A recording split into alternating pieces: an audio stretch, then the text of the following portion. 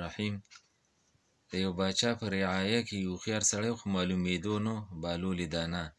وزیر ورته وویل چې داسې وکړه چې یو څو ګډورې واخله او بیا د کلي کسان راغونډ کړم دا به هم پکې راشي. ورته وویل چې د څه وخته پورې وساتئ چې د چا ګډورې برقرارې وزن پاتې شو لکه نه کم شوی نه زیات شوی نو دغه به بهلول دانه وي. باچا دغسې وکړه ټیم یې وله ورکړو ګډورې یې وله چې کوم دی حواله کړه. کله چې واپس راوستل نو چا ګډورې غټ شوي او د چا هغه کم شوي او کوم چې بهلول دانه و نو د هغه ګډورې هغسې برقرار پاتې وو. نو هغه ورته وویل چې دا راته ووایه چې دا اوس تا څه طریقه کړې ده. وایي چې یاره باچا سلامت د ورځې به مې چې کوم دی نو دا ټوله ورځ پې ګایه وخوړله او شوتل به مې پې وخوړه.